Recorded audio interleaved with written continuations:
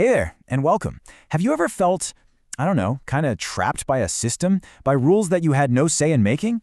Well, today, we're going to dive into this really powerful story. It's a parable about a warrior. She lives in a world of perfect, almost brutal justice, and we're going to see what happens when she figures out that the heaviest burden isn't what you owe, it's what you choose.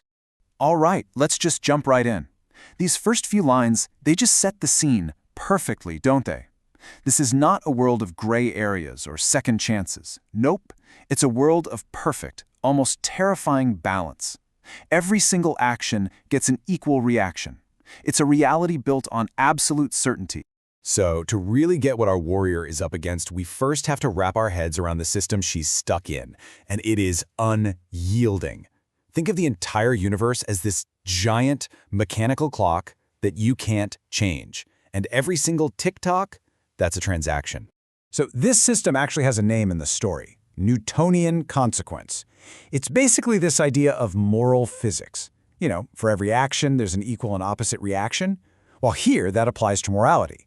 Every single thing you do, good or bad, demands a perfectly balanced response. You just can't escape the cosmic ledger. It's brutal for sure, but it's also completely predictable. You always know where you stand. Okay, this is where it gets really interesting. Let's break down the rules of this clockwork world. First off, a debt isn't just some idea. It's a physical burden on your soul, something you can literally feel. Your worth, it's measured in cold, hard steel, gold, and blood. And get this, there's a cosmic system, kind of like a universal IRS agent, tracking every single soul and every single debt. Wild, right? So, what does that all mean? It boils down to this. Honor isn't about being a good person. It's about being a good accountant. It's just bookkeeping. As long as your cosmic ledger is balanced, you're honorable. That's it. Nothing more, nothing less. But you know how it goes. Every perfect system eventually meets its match. And in this story, a major glitch is about to show up in the machine. Let's take a look at what happens when this cosmic clock encounters something it just can't compute. And here it is. This is the moment the whole system just breaks. Two things happen that are totally against the rules. First, her sword somehow absorbs the stuff called soul ink, which is for writing in ledgers, not for fighting. That's a transaction that goes completely off the books. Then, even bigger, her life is saved by someone, creating a massive life debt. But when she tries to pay it back, the person who saved her just refuses. No gold, no service, nothing. The debt is just hanging there, unpayable. That one single act, refusing payment, it breaks the clock louder than any hammer. But why? What's the big deal? Well, because it introduces something the system has no category for, a choice made freely, with zero expectation of getting something back. It's an act of pure will, and that's something the great clock just can't measure or count. So now the rules are shattered, and our warrior finds herself facing a totally new, completely unfamiliar kind of weight. This isn't the burden of a debt she knows how to pay off. No, this is something else entirely. And this really gets to the heart of the whole story. For her and for us. What do you do with a debt that has no weight? How do you carry an obligation when the universe itself won't even measure it? It's like trying to balance a scale that doesn't even see the thing you've put on it. This is where she has her big realization. She figures out there are two totally different kinds of burdens. You've got the burden of debt, that's tangible, you can feel it, the system defines it, and you can pay it off.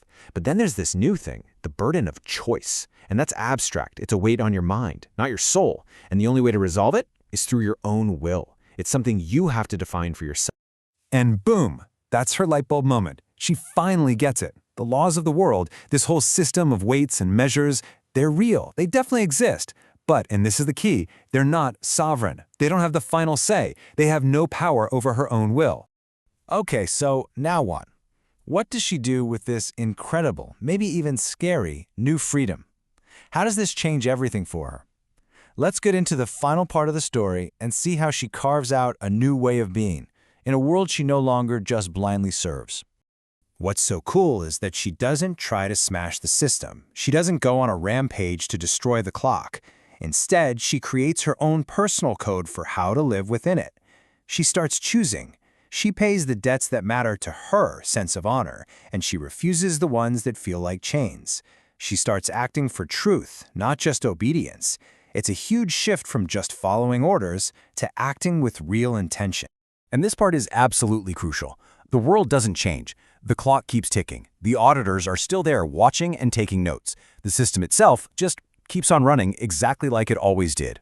So the system didn't change one bit, but her relationship to that system, that was changed forever. She was no longer just a cog in the machine, just blindly turning whenever the big gears moved.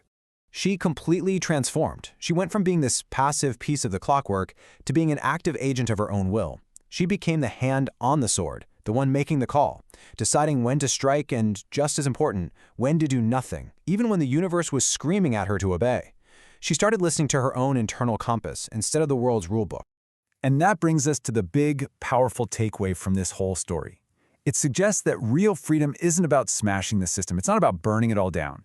It's about understanding the system so completely, so deeply, that you can step beyond its reach and just let it keep spinning without you. And that really makes you think, doesn't it? What are the clocks ticking away in our own lives? And do we understand them well enough to finally step outside their control?